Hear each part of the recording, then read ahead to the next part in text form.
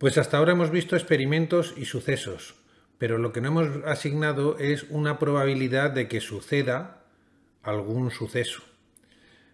Entonces, para experimentos aleatorios de varios sucesos elementales que tienen la misma probabilidad, por ejemplo, tiramos una moneda, tiramos un dado, siempre tienen la misma probabilidad de que salga algo. Bueno, pues la probabilidad de un suceso es la siguiente: el número de casos favorables partido el número de casos posibles.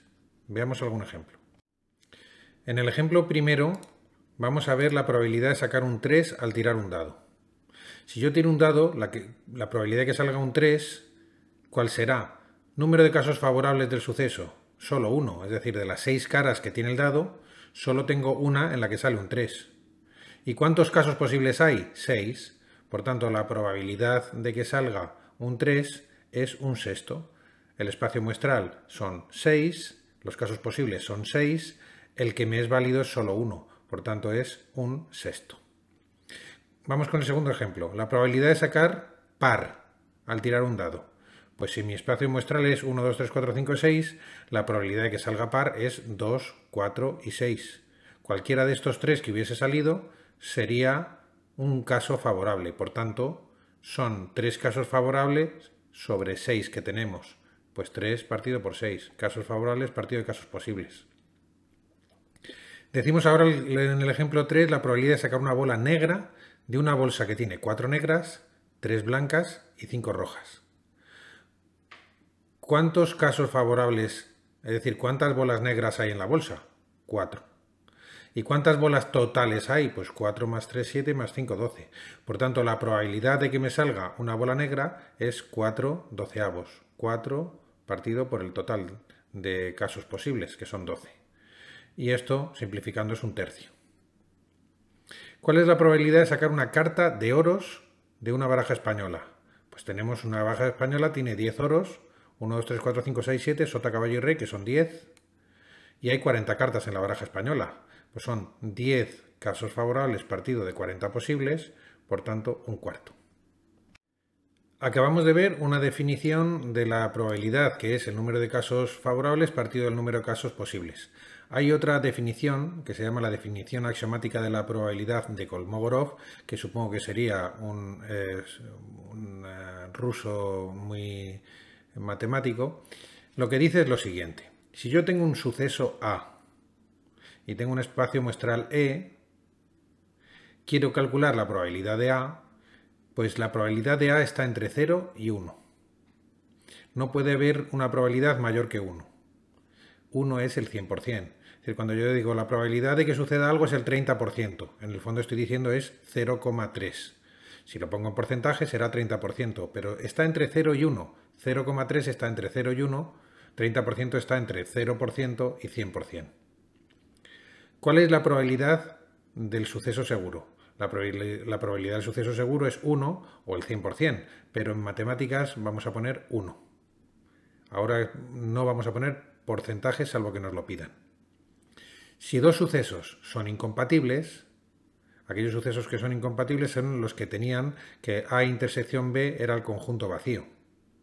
Pues si dos sucesos son incompatibles, la probabilidad de la unión de los sucesos es la probabilidad de un suceso más la probabilidad del otro suceso.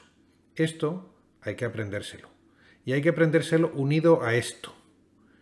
Solo cuando dos sucesos son incompatibles, esto sucede. Si los sucesos son compatibles, ya veremos que no. Está aquí abajo, ahora lo veremos. ¿Vale? Vamos entonces a las consecuencias de la definición axiomática de Kolmogorov sobre la probabilidad. Decía estas 3 cosas. Bueno, pues las consecuencias son las siguientes. Si yo tengo la probabilidad de un suceso, yo puedo conocer la probabilidad del suceso contrario, porque la probabilidad del suceso contrario es 1, que es la probabilidad total, menos la probabilidad del suceso que yo tenía. Es decir, si a mí me dicen que la probabilidad de que salga 5, un 5 al tirar un dado es un sexto, ¿cuál es la probabilidad de que no me salga un 5? Pues 1 menos un sexto. Porque un sexto es que me salga un 5. Pues lo contrario es 1 menos un sexto. 1 menos la probabilidad de que me salga un 5. Eso es que no me salga un 5. Así es que ya conocemos cuál es la probabilidad del suceso contrario. ¿Cuál es la probabilidad del suceso imposible? Pues la probabilidad del suceso imposible, lógicamente, es 0. Si es imposible, no tiene probabilidad, su probabilidad es 0, vamos. Si A y B son dos sucesos cualesquiera que no son incompatibles, es decir, que A intersección B no es el conjunto vacío, entonces la probabilidad de A unión B, es la probabilidad de A más la probabilidad de B menos la probabilidad de la intersección. Lo podemos ver con diagramas de Venn, pero nos lo vamos a aprender porque es mucho mejor aprendérnoslo, además de entenderlo. Y ahora vamos a hacer lo mismo, pero con tres sucesos. En vez de con A y B, vamos a poner tres sucesos A, B y C, cualesquiera también, es decir, que no son incompatibles.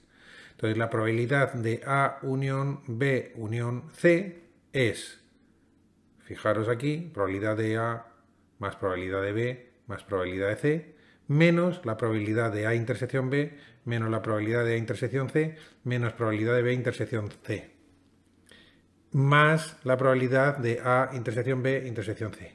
Si lo hacéis con diagramas, veréis que sale bastante bien. Vamos a ver un ejemplo. Tenemos un suceso que es lanzar dos dados y sumar las caras que salen, las caras de arriba, lógicamente. Entonces, vamos a ver el primero, que es probabilidad de que la suma, el suceso es que la suma sea mayor que 9. ¿Cuál es la probabilidad de que la suma sea mayor que 9? Otro suceso sería que la suma sea múltiplo de 5. Por tanto, ¿cuál es la probabilidad de que la suma sea múltiplo de 5?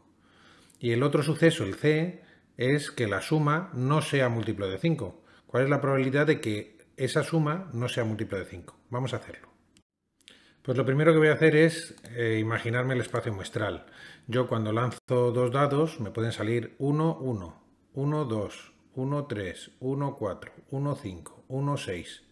O el primer dado 2 y el segundo un 1. 2, 2, 2, 3, 2, 4, 2, 5, 2, 6. 3, 1, 3, 2, 3, 3, 3, 4. 4, 1, 4, hasta el 6, 6. Por tanto hay 36 sucesos que me salen. Que empiecen por 1 son 6, que empiecen por 2 son otros 6, que empiecen por 3 son otros 6, así, y que empiecen por 6 son otros 6. Por tanto, son 6 por 6, 36 sucesos elementales. Entonces, me pedían la probabilidad de que la suma sea mayor que 9. ¿Cuáles son los sucesos cuya suma son mayor que 9? Pues que sume 10, que sume 11 o que sume 12. Que sume 10 es que tengo un 4 y un 6, o un 5 y un 5, o un 6 y un 4. Que sume 11 sería un 5 y un 6, o un 6 y un 5. Y que sume 12 es un 6 y un 6. No hay más.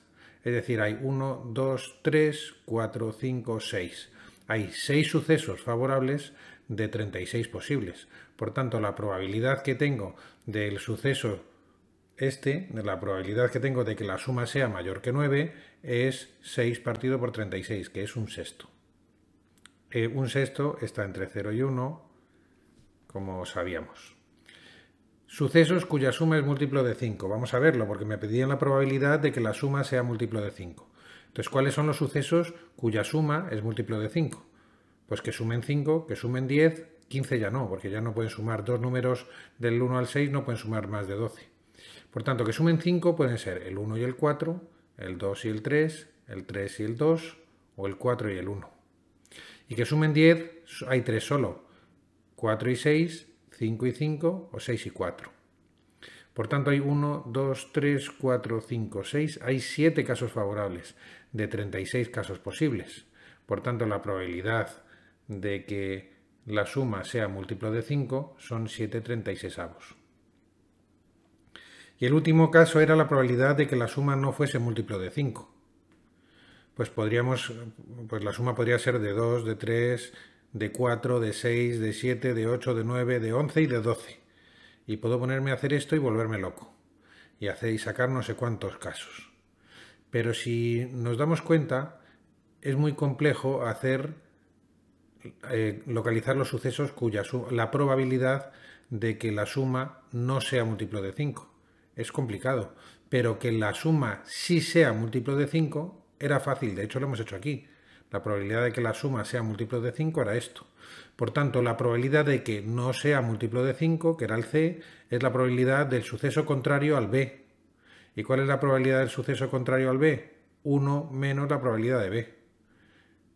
1 menos la probabilidad de que el suceso sea múltiplo de 5.